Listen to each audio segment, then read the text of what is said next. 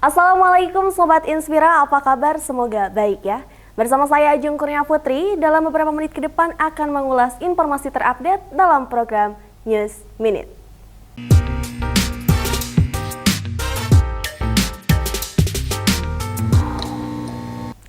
PJ Wali Kota Cimahi Diki Saromi meninjau penyaluran bantuan cadangan pangan pemerintah tahap 2 di kantor pos Cimahi, Kota Cimahi, Jawa Barat pada Jumat siang.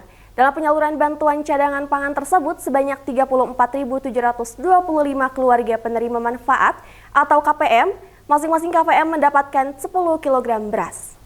Bertempat di kantor Pos Indonesia Cimahi, Jalan Gatot Subroto, Kota Cimahi, PJ Wali Kota Cimahi Diki Saromi meninjau secara langsung penyaluran bantuan cadangan pangan berupa 10 kg beras kepada ratusan warga Kota Cimahi yang didominasi kaum ibu pada Jumat siang. PJ Wali Kota Cimahi Diki Saromi mengatakan, beras yang disalurkan ini disediakan oleh Badan Pangan Nasional melalui Bulog dan didistribusikan melalui kantor pos. Dalam peninjauannya, Diki melihat proses penyaluran bantuan mulai dari pengecekan data KPM, setelah itu difoto dan sebagainya. Diki menyebutkan bantuan cadangan pangan ini merupakan salah satu upaya untuk menekan inflasi. Untuk kegiatan ini, PJ Wali Kota Cimahi fokus dalam membantu yang membutuhkan. Inflasi juga bisa ada kaitannya, tetapi kalau inflasi biasanya kita lakukan dengan gerakan pangan murah atau operasi pasar murah. Selain itu, Diki mengakui beberapa harga kebutuhan pangan masyarakat ada yang masih fluktuatif, seperti beras, terutama cabai. Menurutnya kondisi tersebut tidak hanya terjadi di Kota Cimahi, tapi juga di Bandung Raya, bahkan se-Jawa Barat.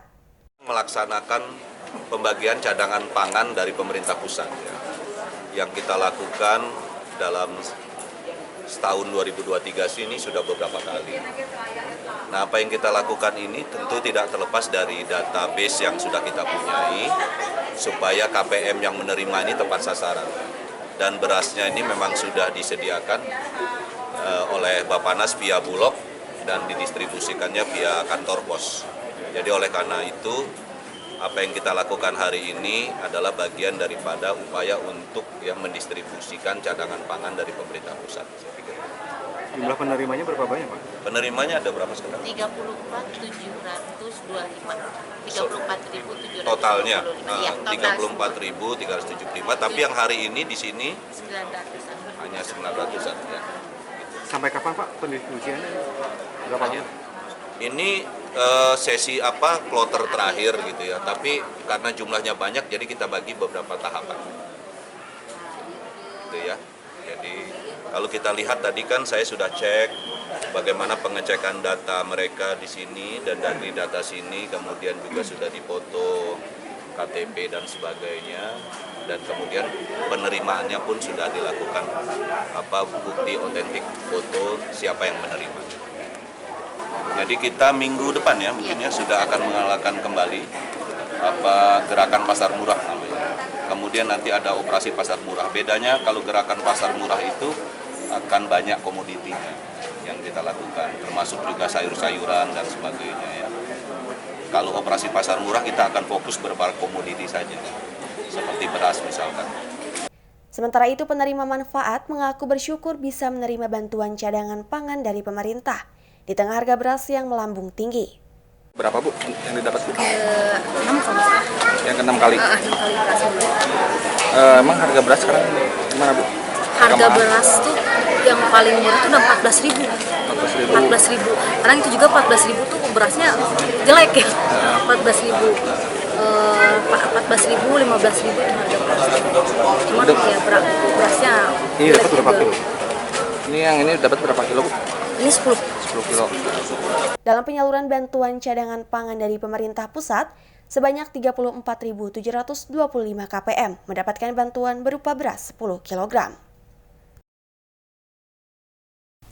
Peringati bulan angklung yang jatuh pada bulan November, Dinas Pendidikan atau Disdik Kota Bandung menggelar acara akbar bertajuk Bandung Angklung Festival Pelajar 2023. Sebanyak 1.000 lebih pelajar unjuk kebolehan bermain angklung pada acara Bandung Angklung Festival Pelajar 2023. Acara digelar di Gedung Senbik Provinsi Jawa Barat pada Sabtu kemarin. Gelaran tersebut merupakan peringatan hari disahkannya angklung sebagai warisan budaya dunia oleh UNESCO yang jatuh pada bulan November. Atas dasar itu, setiap bulan November hadir beragam event angklung di Indonesia, termasuk di kota Bandung. Beragam kreasi nada dan lagu dipertontonkan para peserta dengan apik. Para peserta pun begitu tampil maksimal mulai dari pemilihan kostum, aksesoris, hingga koreografi. Kabid P3TK Disdi Kota Bandung, Edi Suparjoto, begitu bangga dengan penampilan para pelajar yang kreatif menampilkan permainan angklung. Bagus banget, keren, terutama yang TK dengan kemampuan anak usia antara 4 sampai 6 tahun. Artinya pelatihnya kan harus juga ekstra, tapi dengan latihan yang gigih, memberikan kode-kode dan pemahaman, alhamdulillah meskipun satu lagu anak-anak membawakannya dengan baik. Sementara salah seorang dari 3 juri, Dodi Satya Eka Gusdiman, mengatakan peserta yang tampil dari sisi kreativitas cukup membanggakan. Kalau secara ini mah saya akan bangga sebetulnya ya. Anak-anak SD udah mulai berkreativitas dalam musik bambu, khususnya angklung gitu.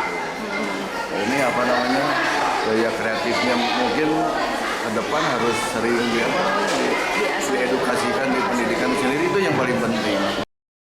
Pada festival angklung tersebut keluar sebagai juara 1 tingkat TK yaitu TK Ta'am Al-Musdariyah, juara 2 TK Negeri Sadang Serang, juara 3 TK Bukit Dago, untuk juara tingkat SD yaitu juara 1 SDN 332 Pelita, juara 2 SDN 7 Cipaganti, dan juara 3 SDN 32 Tilil. Halo semuanya. Ya nih, menang jadi harapan 2, perasaannya seperti apa nih? Siapa nih yang menang? Senang. Latihannya berapa lama? 2 bulan. Lagunya apa yang dibawain? Susah nggak? Susah. Terus tadi sempat grogi nggak di depan, apa yang dirasain? Grogi, tapi nggak terlalu grogi. Dan ini juara keberapa? Maksudnya dari berapa lomba baru kali ini atau sering jadi juara? Kali sempat jadi juara. Oh ya, juara berapa aja? Oh iya. Nah terus kedepannya pengen ikutan terus lomba atau seperti apa nih? Di angklung. Emang seneng sama angklung? Kelas berapa ya berarti? Kelas 6. SMP mau dilanjut lagi angklung? Insya Allah. Dari Kota Bandung, tim Inspira TV melaporkan. Penyanyi dangdut Sri Mega yang tengah naik daun belum lama ini tampil bersama pencipta lagu sekaligus penyanyi Sunda yang namanya patut diperhitungkan di jagat industri musik dangdut, yang tidak lain tidak bukan ialah Endang Kurnia, berhasil ramaikan acara reuni Akbar SMPN 1 Majalaya. Kemeriahan tampak pada acara reuni Akbar SMPN 1 Majalaya. Tak tanggung-tanggung hadir langsung penyanyi yang sedang naik daun Sri Mega, serta Endang Kurnia yang merupakan penyanyi yang juga pencipta lagu ternama. Mereka tampil dan sukses guncang gor KONI Majalaya. Suasana keakraban begitu terasa, terlebih saat Sri Mega yang juga merupakan alumni Angkatan 1 SMPN 1 Majalaya dan Endang Kurnia menyanyikan lagu-lagu pilihan untuk para alumni SMPN 1 Majalaya.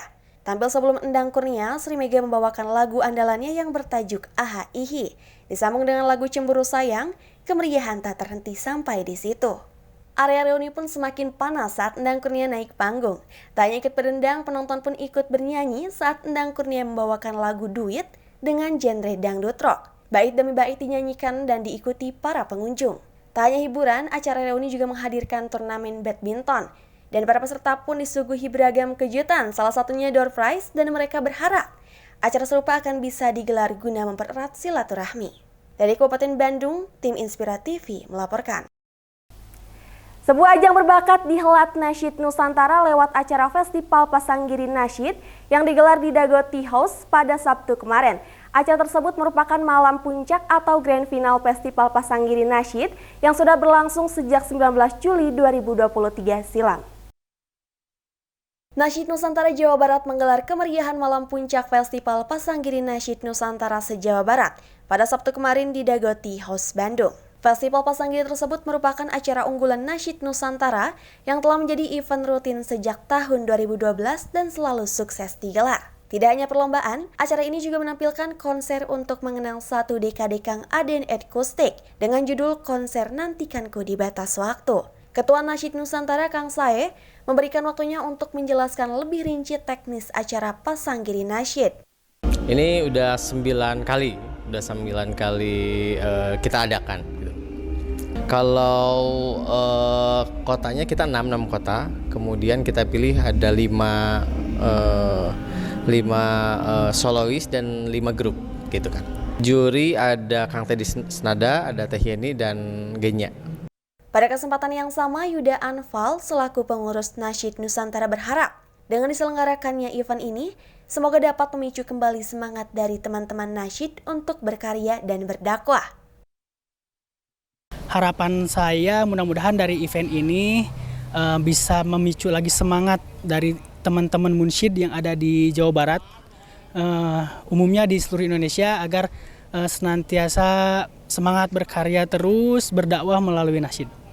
Adapun yang berhasil menjadi juara pada Festival Pasanggiri Nasyid Nusantara 2023 yaitu juara 1 TI Voice, juara 2 Fox El Rashid, dan juara 3 diraih Razibatul Aman Voice. Seperti diketahui, Nasyid Nusantara Jawa Barat yang merupakan wadah berkumpulnya para musyid serta masyarakat pendukung nasyid di wilayah Provinsi Jawa Barat. Dari Kota Bandung, tim Inspira TV melaporkan. Agar memiliki ikon khas Cimahi, pemerintah Kota Cimahi melakukan penataan ruang publik di kawasan Kota Cimahi. Penataan dilakukan seperti di kawasan alun-alun Kota Cimahi, pintu masuk dan keluar tol Baros, kawasan militer, dan ruang publik lainnya.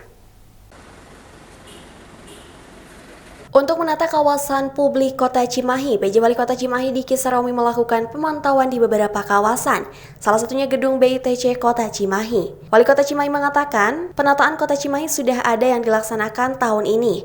Namun memang sebagian besar pembangunan baru akan dilaksanakan di tahun 2024 mendatang. Dengan pembangunan ruang publik itu, maka Cimahi diharapkan akan memiliki ikon kota atau landmark kota. Selain itu juga memiliki area publik yang bisa dimanfaatkan oleh warga untuk berekspresi maupun berkreasi.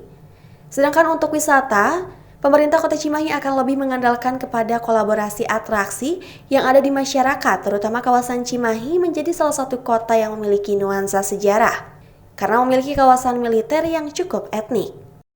Kita untuk melihat beberapa spot ya yang ada di Kota Cimahi, yang ada yang sudah kita rencanakan 2023 dan nanti ada yang kita akan pembangunannya akan dilaksanakan 2024. Nah, apa yang kita lihat ini lebih kepada untuk lebih menjadikan Cimahi ini mempunyai ikon kota ya. Jadi katakanlah seperti landmarknya kota gitu, landmarknya kota, dan juga ada tempat area publik ya, area publik yang nanti bisa dimanfaatkan untuk masyarakat Cimahi dalam berekspresi maupun berkreasi. Dan termasuk penataan-penataan urban design yang kita coba lakukan seperti di sekitar alun-alun dan sebagainya. Kalau wisata mungkin yang saya melihatnya lebih kepada bagaimana kami meng-create atraksi ya yang bisa kita buat untuk kota ini. Bahwa nanti atraksi itu akan bernilai wisata, saya pikir pasti akan ke sana juga. Contoh tadi misalkan di tempat yang kita lihat ya di daerah heritage yang di alun-alun juga, itu kan selain nuansa sejarahnya juga kuat, juga areal publiknya kan bisa kita tata sedemikian rupa dengan bagus ya, dengan kemasan-kemasan seperti adanya ruang-ruang publik dengan street furniture-nya ya, dengan lighting-nya, dengan apanya, ini sedang kita desain. Nah, termasuk nanti kita mau buat jalan itu nanti menjadi jalan yang lebih seperti pedestrian ya, untuk jalan kaki dan sebagainya.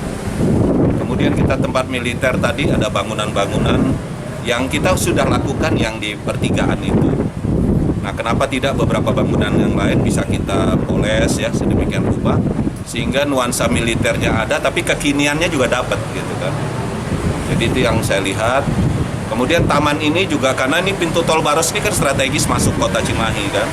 Jadi oleh karena itu kita nanti akan coba mendesain ini kembali ya, termasuk keberadaan gedung BITC ini. Nah, gedung ini nanti bisa menjadi tempat kita seperti showroom-nya, ya, produk-produk UMKM Cimahi atau produk-produk kreatif, ya, digital bisa di sini. Dan kemudian ini nanti kita tata yang menyatu dengan kreativitas Kota Cimahi. Dan lebih penting lagi orang datang ke sini tahu, oh saya mau masuki Kota Cimahi. Penataan ruang publik di Kota Cimahi nanti akan menggunakan desain yang menggabungkan antara ruang publik dan juga pemanfaatan khususnya untuk pedestrian dan ramah pejalan kaki. Sedangkan, tempat yang akan ditata seperti di depan pintu Tol Baros, gedung BITC yang akan dimanfaatkan menjadi gedung kreatif warga, sehingga siapa yang masuk ke kota Cimahi bisa langsung mengetahui kota Cimahi. Demikian Sobat Inspira berita terupdate hari ini.